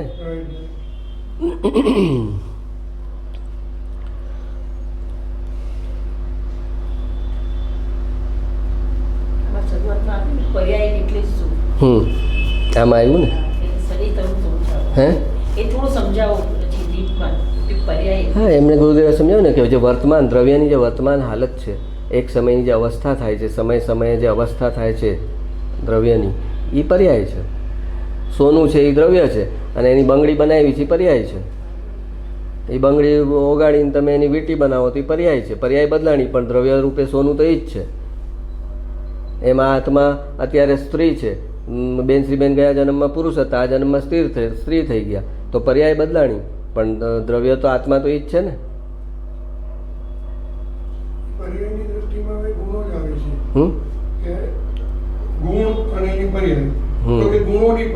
હા, ગુણોની પર્યાય અલગ, અને આ પછી આત્મા આ શરીરમાં આવ્યો છે એની પર્યાય જ છે. વર્તમાનની એની હાલત છે ને, વર્તમાન એની દશા છે ને. એણે શરીર સાથે બંધન કર્યું, કર્મનું બંધન કર્યું, એની પર્યાયમાં છે ને. એ દ્રવ્યમાં તો ગયું નથી, તો એ આ ક્યાં છે? શરીરનું બંધન પર્યાયમાં છે. તો આ તો એક સ્થૂળ પર્યાય કહેવાય. એનાથી અંદર જે કર્મ બારીક રચકણો છે એ સૂક્ષ્મ પર્યાય થઈ. બદલાતા વિચારો એ અલગ ને, વિચારો જે મનમાં થાય છે એ અલગ, અને આ પર્યાયનું પરિણામ જે ક્ષણે થાય છે એ આ શરીરનું પરિણામ. પર્યાય, તમે મનની પર્યાયની વાત કરો, તમે ચારિત્ર ગુણની પર્યાયની વાત કરો તો રાગદ્વેષ થઈ રહ્યા છે. શ્રદ્ધા ગુણની પર્યાય કરો તો ક્યાંક એકત્વ કરી રહ્યું છે. આ શરીરની પર્યાય જે છે, જે એણે લીધું છે આત્માએ, તો એ શરીરની સમય અવસ્થા થઈ રહી છે. હવે આત્માની જ અવસ્થા કહેવાશે કે આ બેન હવે ઉંમર થઈ ગઈ, આ બેન હજી જવાન છે, તો એ બધું એને જ લાગવાનું છે ને. શરીર એણે લીધું છે તો એ એક ક્ષેત્રાવકાશ સંબંધ કરી લીધો આત્માએ શરીર સાથે, એટલે એ શરીરની પર્યાય પણ એના ઉપર જ આવશે. હવે આ શરીર છોડીને દેવલોકમાં ગયો તો હવે એની પર્યાય બદલાઈ ગઈ.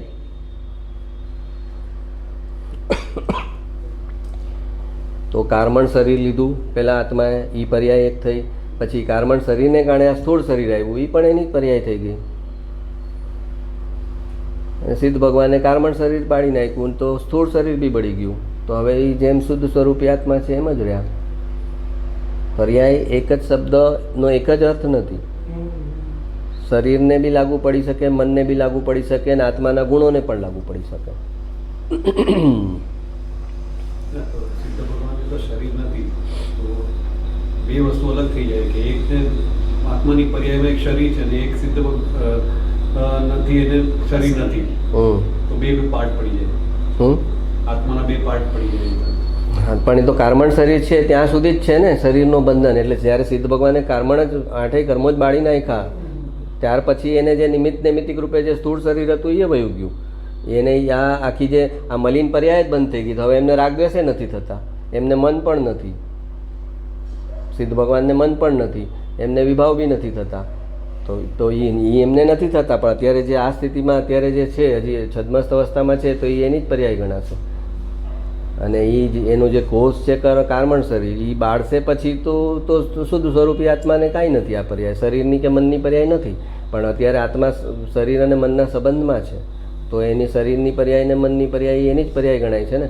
કેમ કે કર્મ તો મનથી બાંધે છે, તો પછી એને ભોગવવા તો પડે જ છે. હા, શરીરની તો જડની પર્યાય છે. શરીરમાં મનુષ્ય ગતિના જે ભાવ છે એ આત્માની પર્યાય છે. પછી એ બી છે તો વિભાવ ભાવ ને, એ બંધ થઈ ગયા સિદ્ધ ભગવાનને, તો એ ત્યારે એ ગતિ ઉડી ગઈ.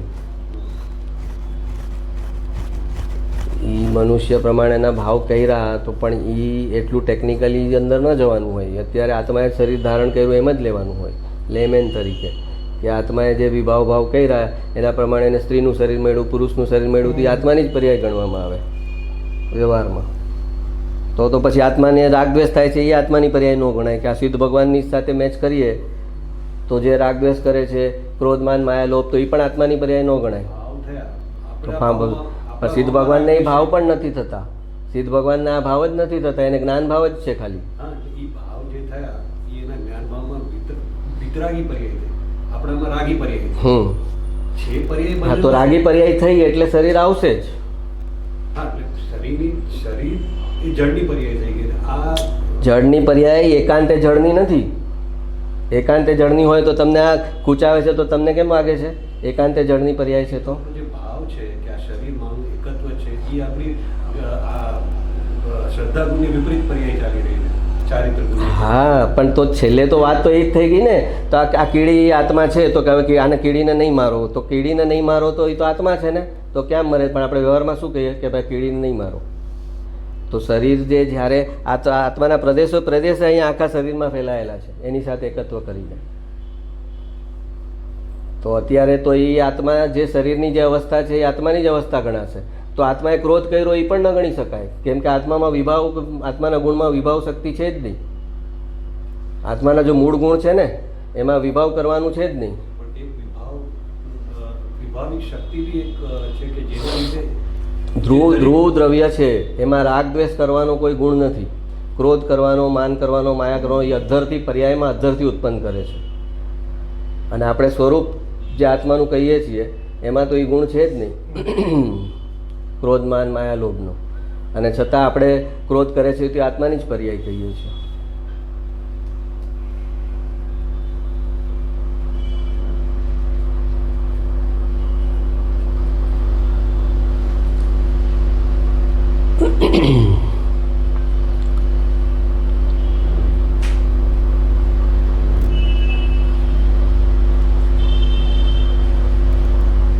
આત્મામાં રાગ દ્વેષ કરે એવો કોઈ ગુણ જ નથી, એમ કહે ગુરુદેવ. અને પર્યાયમાં અધરથી ઉત્પન્ન કરે છે પોતે રાગ દ્વેષ. તો પર્યાયમાં તો છે ને, તો પર્યાય તો છેલ્લે તો આત્મા જ છે. એ તો ભેદ પાડ્યો તો ભેદ ને, પછી અભેદથી વાત આવે ત્યારે અભેદથી વાત આવે કે પર્યાય જે કરે છે એનું ફળ આત્માને જ છે. નરકમાં ગયો તો એ પોતાના ધ્રુવ દ્રવ્યને લઈને જ ગયો ને, કે એકલી પર્યાય ગઈ એની? એના ધ્રુવ દ્રવ્ય સાથે જ ગયો એ નરકમાં.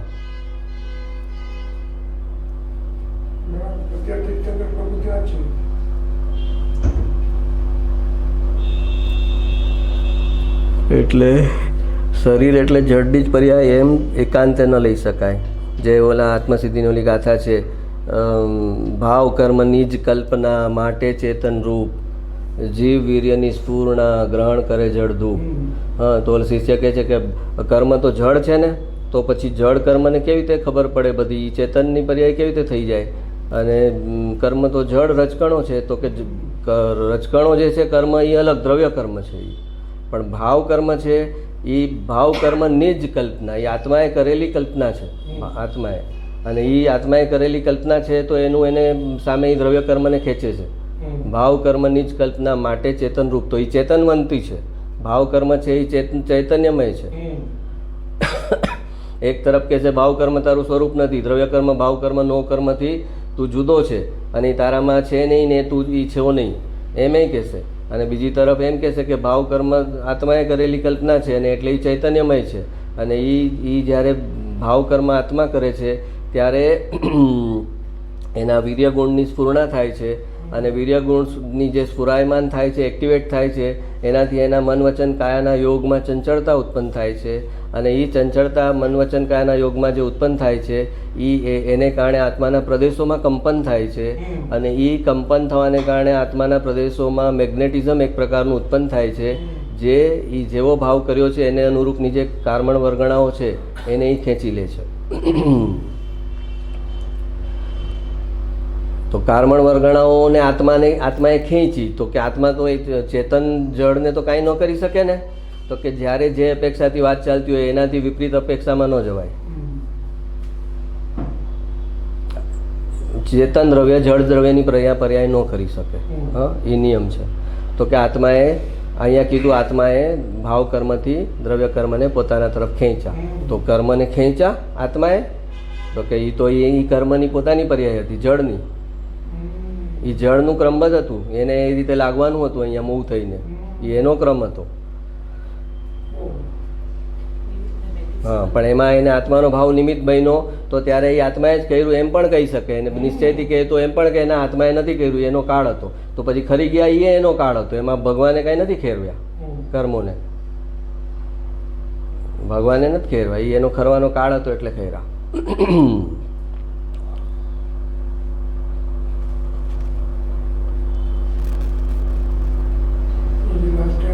પ્રવચન સાથે વાત આવી કે પર્યાય તારી જ છે. A to Z ગ્રોથ કરે ત્યારે તો ટોટલ ગ્રોથ થઈ તો ત્યારે આજનું નથી, ત્યારે ગાડી જ છું.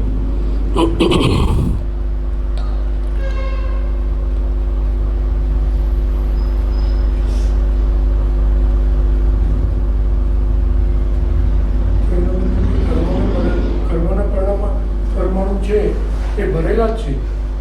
જે બી ભાવ કર્મ છે એ રીતનું આવી જાય છે. ચાર્જ એ જે ડિસ્ચાર્જની વચ્ચે વાત કરી ને કે ડિસ્ચાર્જ થઈ ગયા છે, પછી જેને ચાર્જ થયા ભાવ કર્મથી એ પાછા આવી ગયા, ન્યુટ્રલ થઈ ગયા.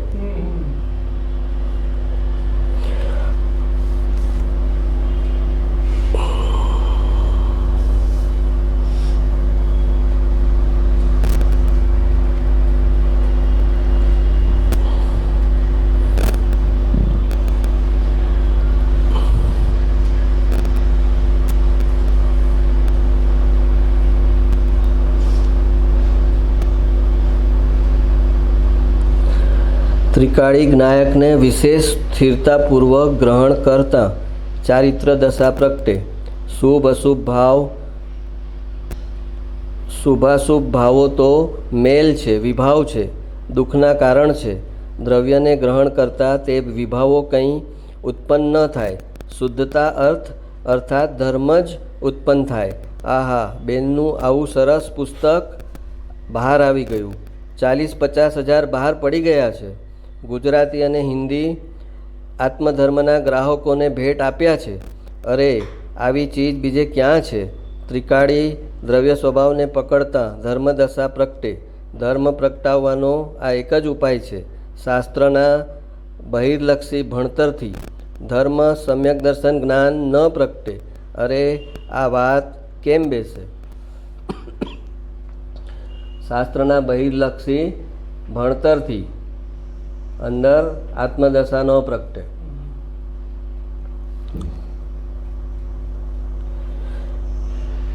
આટલા બેનશ્રીબેનના પ્રવચનોમાં, હરેક પ્રવચનોમાં ભાવથી તો આમ ઉછળે ગુરુદેવ તો. હા, આ ગુરુદેવ બેનશ્રીબેનમાં આમ પોતે જે લખ્યું છે એને તો એણે આમ સાવ ઓલું કરી નાખ્યું છે, એટલું લો પ્રોફાઇલ કરી નાખ્યું છે. અને કે આ સરસ વસ્તુ આવી ગઈ, જગતના ભાગ્ય કે આવી વસ્તુ આવી ગઈ.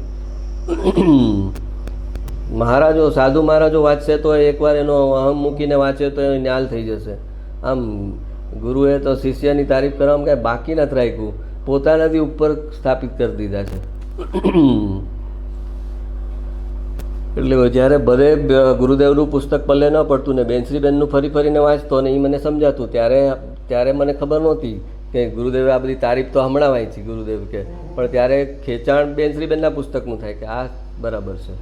પછી ગુરુદેવે જ્યારે કીધું કે બેનની એટલી સરળ શૈલી છે, એટલી સરળ શૈલી છે કે કોઈ પણ માણસ સમજી શકે, ત્યારે શાંતિ થઈ કે આમ આપણે હવે નહીં તો તમે એક ગુરુ છે અને એક શિષ્ય છે ને તમે શિષ્ય પાસેથી લ્યો છો તો જાણે ગુરુનો અનાદર થઈ રહ્યો છે કે તમારા શિષ્ય છે એ તમારાથી વધારે અમને ક્લેરિટી કેવી રીતે આપી શકે. પણ ત્યાં તો ગુરુ જ કહે છે કે ભાઈ મારા શિષ્ય પાસેથી વધારે ક્લેરિટી મળશે તને, મારા કરતાં પણ વધારે તને ક્લેરિટી એમની પાસેથી થશે.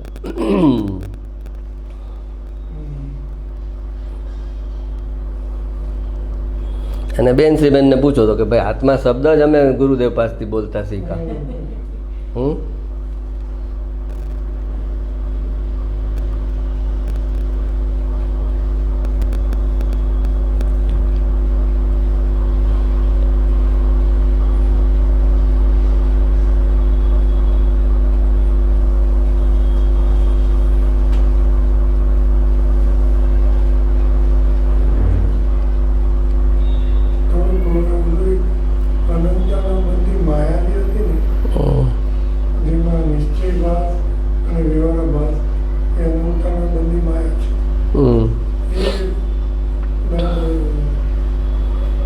માયા એટલે શું? વસ્તુનું સ્વરૂપ જેવું છે એવું.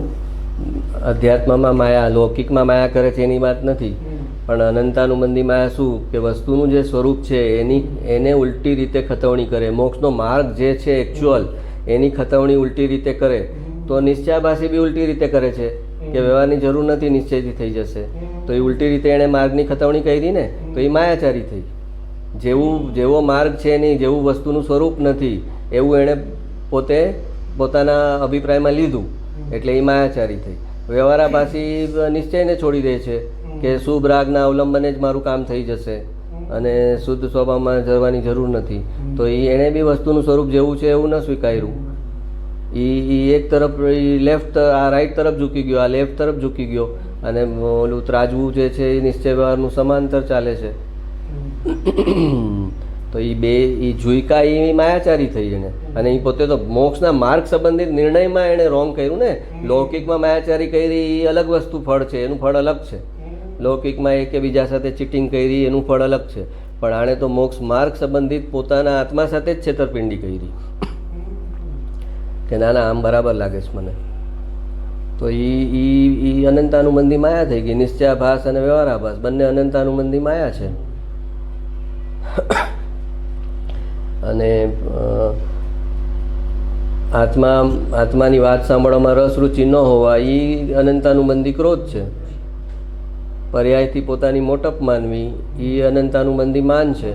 નિશ્ચયાભાસ વ્યવહારાભાસ આ લોભ છે. અને શું ક્રોધ માન માયા. તપશ્ચર્યા અને ક્ષયોપશમથી આગળ વધતો જાઓ એ અનંતાનુબંધી લોભ છે. અને નિશ્ચયાભાસ અને વ્યવહારાભાસ એ માયા છે.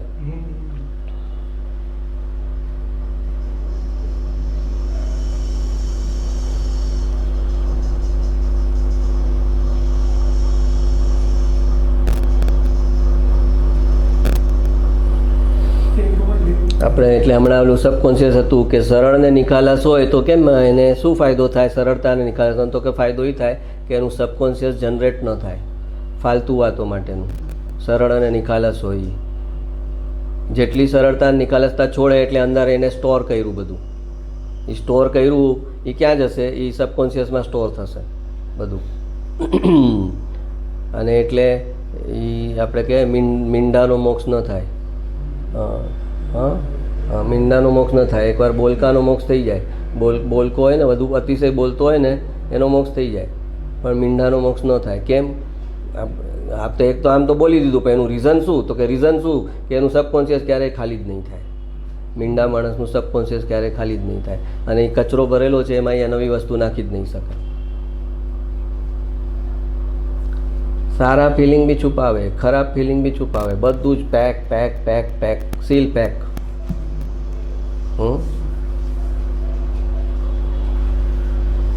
ગુરુદેવની પાસે કોઈ ખાનગી વાત આવીને કરતા ને કે આ જરા ખાનગીમાં કહું, તો કે ભાઈ મને ખાનગીમાં નહીં કહેતા, હું તો બીજાને કહીશ કે આ ભાઈ કહી ગયા હતા કે પણ ખાનગીમાં રાખવાનું કીધું હતું, મારા અંદર વાત રહેશે નહીં કે.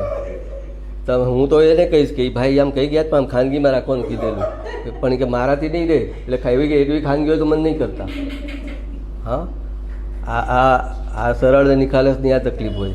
એમ એ નથી કે પછી વિવેક ન હોય, એને ખબર હોય કે આ કઈ વાત છે ને શું છે, પણ એમ આડી અવડી જરા જેવી આમ તેમ વાતો, આ નહીં કરતા, મારી દીકરીનું અહીંયા કર્યું છે નહીં કહેતા, તો કે એવું બધું મારાથી નહીં રહે, મારાથી તો આમ સરળતાથી વાત આવી જશે. કોઈ અંદર કંટ્રોલર જ ન હોય. કંટ્રોલર કોણે કરવું પડે? સરળ અને નિખાલસતાથી જેને રહેવું છે એને કહેશે એની જે કિંમત આવશે એ મારે એના સિવાય બીજું કોઈ ઓપ્શન જ નથી. સરળ ને નિખાલસ રહેવા સિવાય મારી પાસે બીજું કોઈ ઓપ્શન જ નથી. એની જે કિંમત આવશે એ મને મંજૂર છે, પણ સરળ નિખાલસ ન રહીને મને જે કિંમત આવવાની છે એ મને ખબર છે કે એ કેટલી ભયંકર આવશે, એ મને નથી મંજૂર.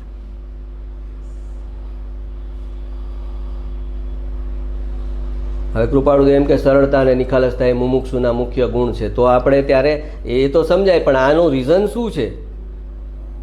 સાયન્ટિફિક રીઝન શું છે?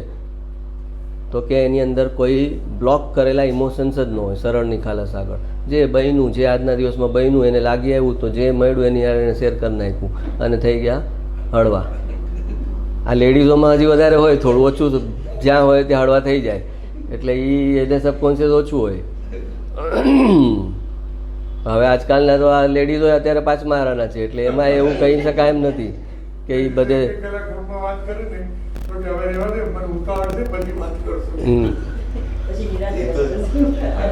હા, તો એ 2 કલાક વાત કરે, એમાં બી જે ખરેખર આજના દિવસનું પોતાને જે લાગી આવ્યું હોય, બન્યું હોય, એ શેર ન કરે તો એનું સબકોન્શિયસ એમ જ રહે. એ તો એને ગપ્પા મારી લીધા.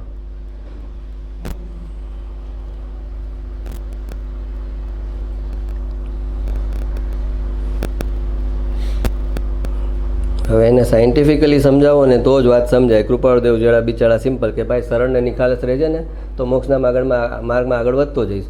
તો કે આનું રીઝન શું હશે? એને પાંચમા મનુષ્યને રીઝન સમજાવવું પડે.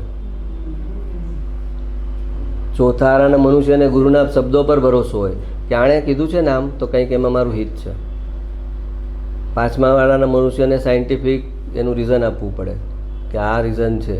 જો નહીં રહે ને તારું સબકોન્શિયસ જમા થશે, તો હા હવેથી સરળ નિખાલસ ચાલુ કરો. આજથી આપણે સબકોન્શિયસ જમા નથી કરવું.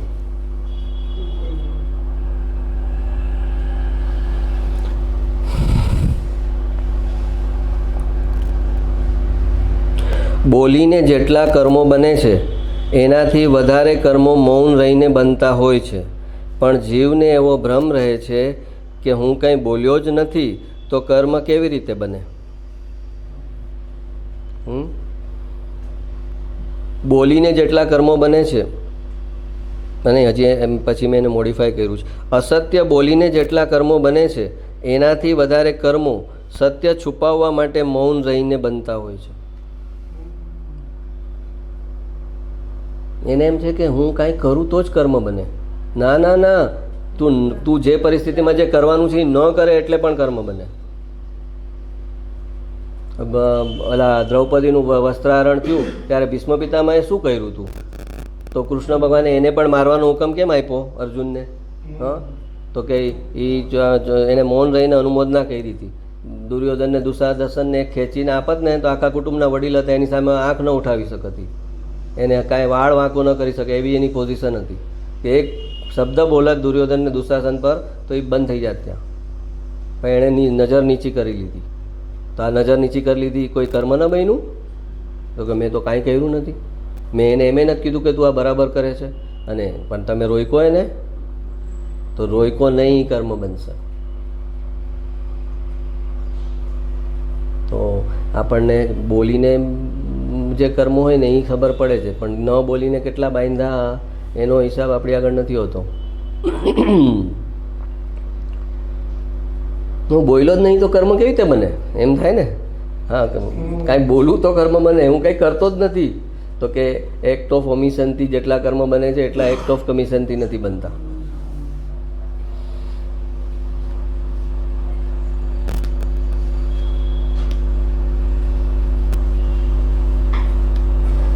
અને બોલવાના સમયે જે બોલશે નહીં બોલે એટલે એને વાણી આવતા જન્મે એ સત્ય છુપાવ કરે છે ને, એટલે એ જે સત્ય સમજશે એ પણ એ વ્યક્ત નહીં કરી શકે. એ સત્ય છુપાવ કરે એટલે એને વાણીનો દોષ થાય. પછી એને લાખ હોય પણ એનું અભિવ્યક્તિ નહીં આવે.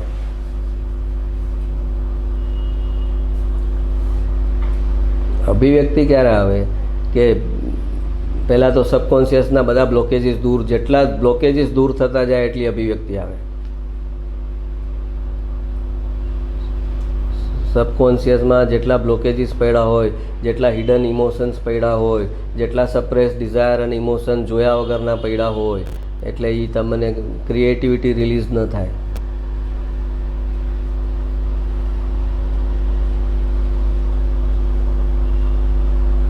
એવરેજ 35% માર્કની જિંદગી જીવીને જાય. કોઈ પણ ચીજના ઊંડાણમાં ન જઈ શકે. પોતાની જાતના ઊંડાણમાં નથી જતો, પોતાની જાતના ઊંડાણમાં નથી જતો, એ કઈ ચીજની ઊંડાણમાં જશે? જે પોતાના પર્યાયમાં ઘટનાઓ ઘટિત થઈ રહી છે, નિયરેસ્ટ જે ચીજ છે એના પ્રત્યે જે સેન્સિટિવ નથી, તો એ બીજી કઈ ચીજ પ્રત્યે સેન્સિટિવ થશે?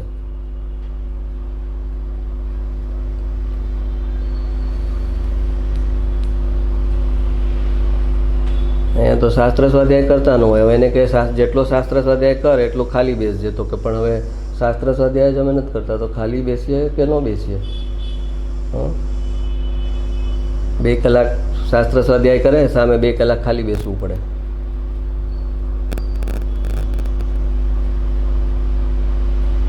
બે કલાક તમે શાસ્ત્ર સ્વાધ્યાય કર્યો ને એટલે તમે આમ હલાવ કર્યું. ઓલું પાણીનું કન્ટેનર પીપ છે એને તમે આમ હલાવ્યું. હવે એને સેટલ થવા માટે 2 કલાક નહીં આપવો પડે? અને તમે હલાવતા જ રહેશો તો જે કચરો છે એ નીચે કેવી રીતે બેસશે?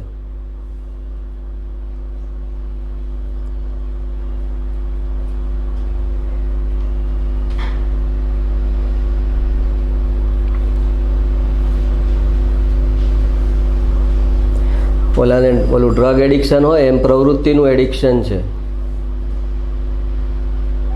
પ્રવૃત્તિ વગર રહી ન શકે.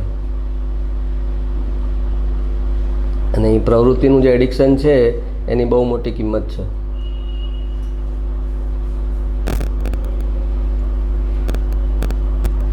આ માર્ગમાં આવ્યા તો ઓલા સોગાનીજી કહેતા, હા ભાઈ સીધ શિલા પર એકલા જ બેસવાનું જ ને તારે, તો અભ્યાસ કર. એકલા રહેવાનું, એકલા બેસવાનું, અનંતકાળ સુધી એકલા બેસવાનું જ તારે સીધ શિલા પર.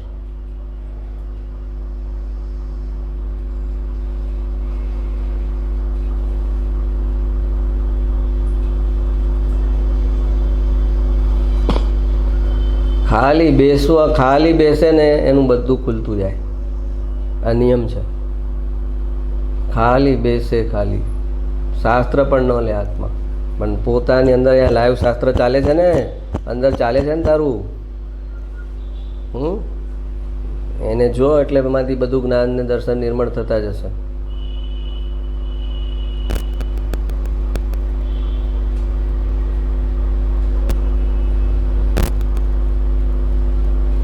એ સિવાય એકલું શાસ્ત્ર સ્વાધ્યાય કે સત્સંગ કરશે ને એનાથી એ નહીં થાય.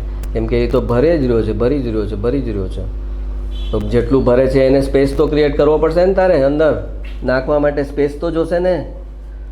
સ્પેસ નહીં હોય તો શું થશે? બાલટી ભરેલી છે અને પાણી નાખીશ તો ઢોળાઈ જશે. એમ તારું કોન્શિયસ માઇન્ડનું આટલું છે, 2 GB મેમરી છે તારી કોન્શિયસ માઇન્ડની. હા, તો એ કેટલો ડેટા લેશે? અને ઓલું તારું જે છે સબકોન્શિયસ એ 2000 GB વાળું છે.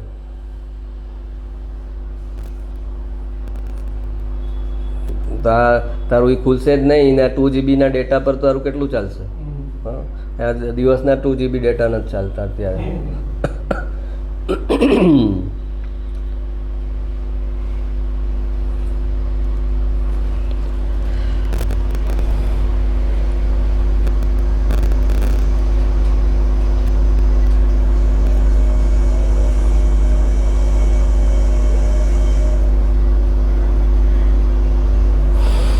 જેની પર્યાયના જ્ઞાનની સ્વિચ ઓફ હોય એના પ્રત્યે સુપરફિશિયલ અને શેલો લોકો આકર્ષિત થાય અને એ પોતે પણ એવા લોકોના ઋણાનુબંધમાં ફસાઈ જાય. જેની પર્યાયના જ્ઞાનની સ્વિચ ઓફ હોય, ન પોતાની પર્યાયનું ઇવેલ્યુએશન હોય ને સામેવાળાની પર્યાયનું ઇવેલ્યુએશન હોય, ન પોતાની ભાવદશાનું ઇવેલ્યુએશન હોય ને સામેવાળાની ભાવદશાનું ઇવેલ્યુએશન હોય. તો આ સુપરફિશિયલ અને સેલો લોકો કોને ગોતતા હોય? કે જેનો આ કેમેરા બંધ હોય, પર્યાયનો કેમેરા જેનો બંધ હોય ત્યાં જ એની દાલ ગળી શકે કે એના કોઈ ભાવ આશય એને સમજી નહીં શકે. તો જ્યાં પર્યાયનો કેમેરા બંધ હોય ત્યાં એવા લોકો આકર્ષિત થાય ને એ પોતે પણ સામેવાળાનું ઇવેલ્યુએશન કરવામાં થાપ ખાઈ જાય, એટલે એ પણ ભલતા સલતા લોકો સાથે ઋણાનુબંધ બનાવે. અને ગયા જન્મમાં પણ આ જ સંસ્કાર હોય એટલે આ જન્મમાં પણ એની આજુબાજુમાં ગલત લોકો હોય ને હોય જ, સુપરફિશિયલ ને સેલો લોકો હોય જ. કેમ કે આ જન્મ સંસ્કાર તો આગલા જન્મનો છે ને, આ જન્મનો નથી. એ માણસને રાઈટ વેમાં ઓળખે નહીં, ઊંડાણથી ઓળખે નહીં, ઉપરના 2-4 ગુણ જોયા હોય અને એનાથી એને લાગે કે આ બરાબર છે, આ તો બરાબર છે, અભિપ્રાયમાં ફટાફટ યસ કરે. એ યસ કર્યા, એ ગોઠવાઈ ગયા આજુબાજુ. હવે એ ગોઠવાયેલા બરાબર લાગે છે કે નથી લાગતા એ જોવાનું. ન લાગતા હોય તો સમજવાનું કે આપણે ક્યાંક પર્યાયના જ્ઞાનમાં કંઈક થાપ ખાધી છે.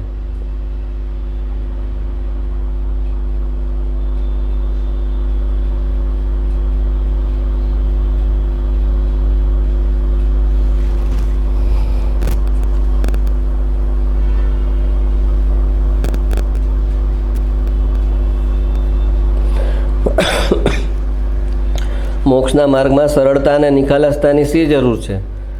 સરળ અને નિખાલસ રહેવાથી સબકોન્શિયસ ખાલી થતું જાય અને જે આત્મ ઉપદેશ શ્રવણ થાય એ સબકોન્શિયસમાં જાય અને આત્મપરિણતિ સહેલાઈથી દ્રઢ થઈ શકે.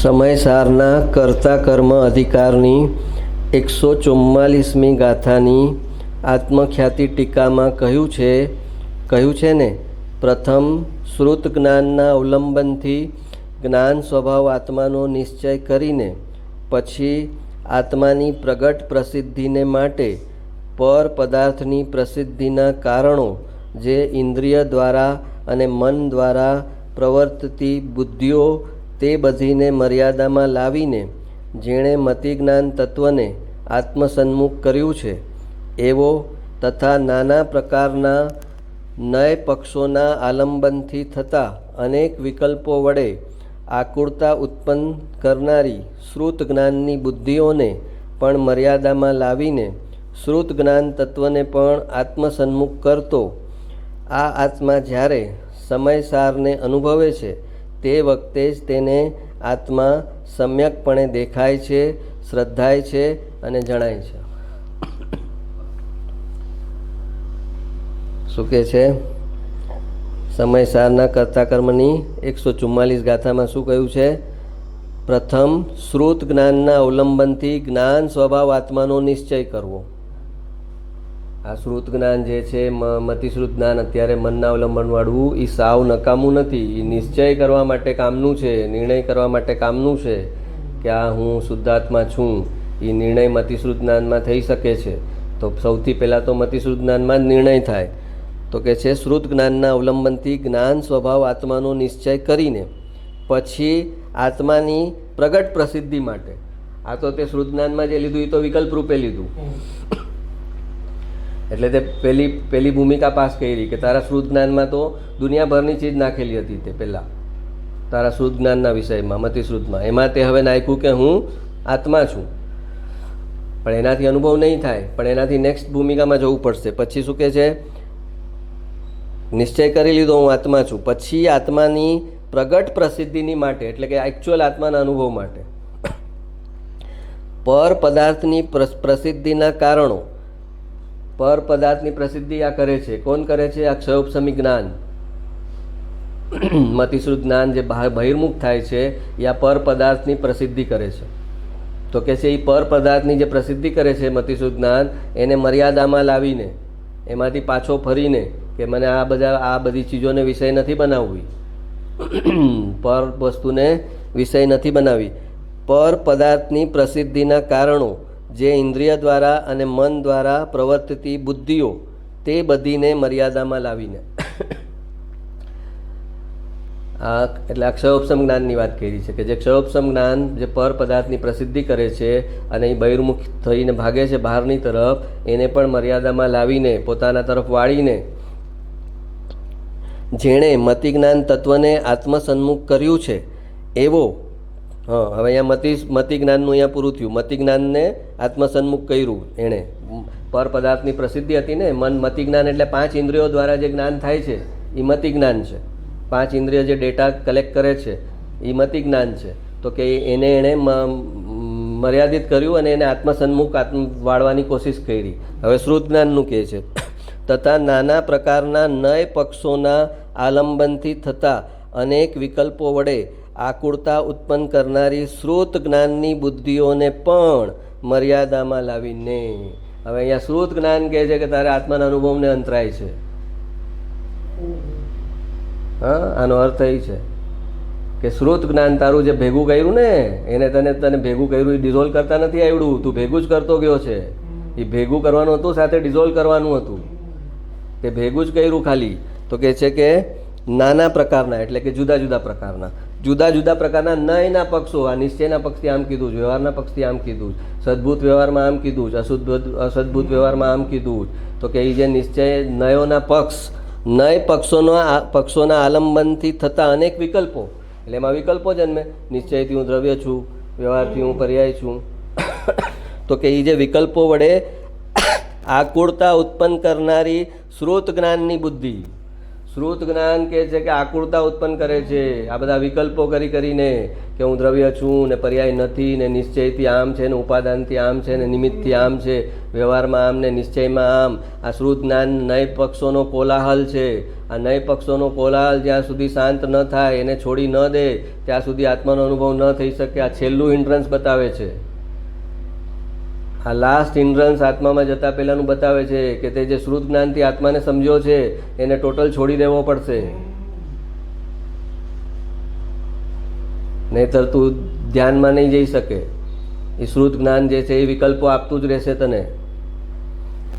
તો કે જે શ્રુત જ્ઞાનની બુદ્ધિઓને પણ મર્યાદામાં લાવીને શ્રુત જ્ઞાન તત્વને પણ આત્મસન્મુખ કરતો, એ જે શ્રુત જ્ઞાન છે કે જે એમ કે છે નિશ્ચયથી આમ વ્યવહારથી આમ, એને પણ શાંત કરી એ જે વૃત્તિ છે એને અંદર તરફ ઢાળ, મતિ જ્ઞાનને અંદર ઢાળે, શ્રુત જ્ઞાનને અંદર ઢાળે, ત્યારે પછી અનુભવ થાય.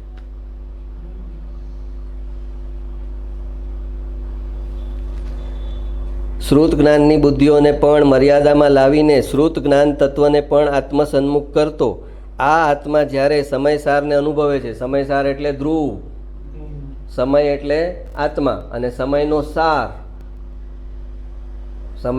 એટલે સમય એટલે દ્રવ્યગુણ પર્યાય સહિતની વસ્તુ, અને એનો સાર એટલે ધ્રુવ, એમાંથી પર્યાયને બાદ કરી. સમયનો સાર શું? તો કે ઓલું ધ્રુવ દ્રવ્ય છે એ સમયનો સાર છે.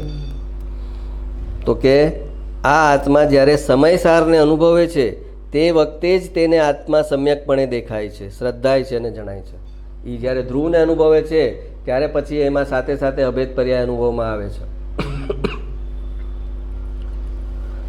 મતિશ્રુતની પર્યાય અનાદિથી જે બહાર તરફ ઢળી ગઈ છે તેને મર્યાદામાં લાવીને સ્વભાવ તરફ લઈ જા.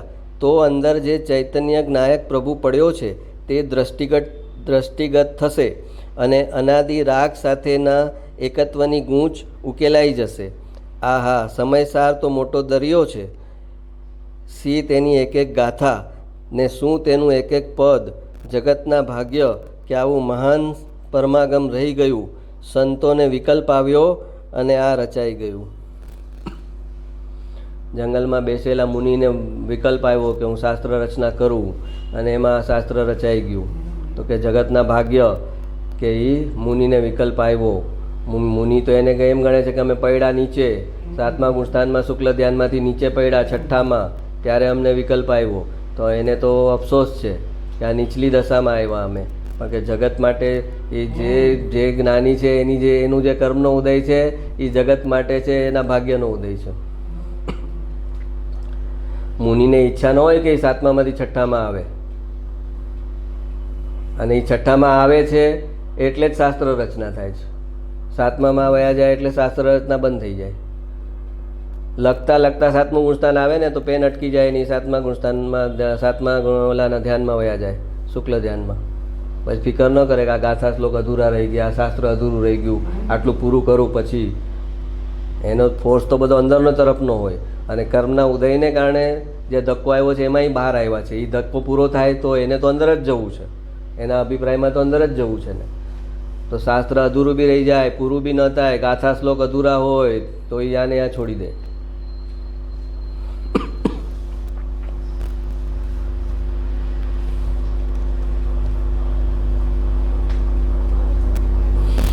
હવે આવો મારા ગુરુદેવ બતાવે આમ પચે ક્યાંથી કોઈને. હા, કે મતિશ્રુત જ્ઞાન હજી અમારે નિર્મળ કરવાના બાકી છે. ત્યાં તમે કહો મતિશ્રુત જ્ઞાનને નિર્મળતામાં જે છે એ કોલાહલ છે, એ વિકલ્પોનો કોલાહલ છે. સંસારના વિકલ્પો કરતાં એ વિકલ્પો સારા છે, તો દેવગતિમાં લઈ જશે એ વિકલ્પો. પણ આત્માના અનુભવ માટે એ કોલાહલ કામનો નથી. એ કોલાહલ બંધ થશે ત્યારે અનુભવ થશે. લાસ્ટ અને સેકન્ડ લાસ્ટ પર્યાયની વાત છે. હા, તો આમાં તો ઘણું આવે. એમાં આપણે તો આગલી સ્થિતિમાં એપ્લાય કરવાનું હોય, અત્યારે ખાલી સમજવાનું છે. તો હવે કાલ સવારે કહેશે કે આ મતિસુખ જ્ઞાનની કેળવણી કરું છું શાસ્ત્ર વાંચીને, તો એ તો કોલાહલ છે, તો હવે મારે કરવો જ નહીં ને. તો કે તારો સંસારનો કોલાહલ ચાલુ છે એનું શું? સંસારનો કોલાહલ ચાલુ છે ત્યારે તારા માટે આ મતિશ્રુતિ કોલાહલ નથી. મતિશ્રુતમાં તું આવી જા અને પછી આત્માના શુક્લ ધ્યાનમાં ન જા ત્યારે એ કહેવાય કોલાહલ છે.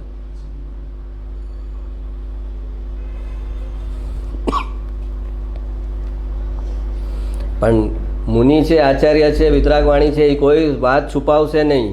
શાસ્ત્ર પોતે લખે છે ને શાસ્ત્ર તારે છોડવા પડશે એમ પણ પોતે લખે છે. શાસ્ત્ર પોતે લખે છે અને એ જ લખે છે કે આ શ્રુત જ્ઞાન છે એ તારે છોડવું પડશે, એનો કોલાહલ છોડવો પડશે, ત્યારે તું અંદર જઈ શકીશ.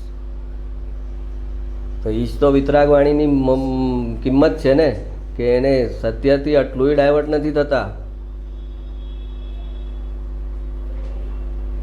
કે હું શાસ્ત્ર લખું છું ને હું જ મારું શાસ્ત્રનું ડિગ્રેડેશન કરું, એમ થોડી હોય. તો શાસ્ત્રનું જ હું ગુણગાન ગાઉં ને, શાસ્ત્રની મર્યાદા હું શું કામ બતાવું?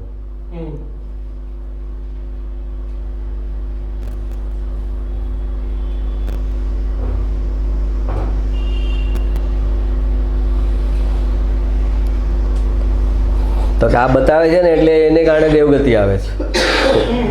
આ બતાવી દે છે ને, કપટ કર્યા વગર બતાવી દે છે ને એટલે દેવગતિ આવે છે.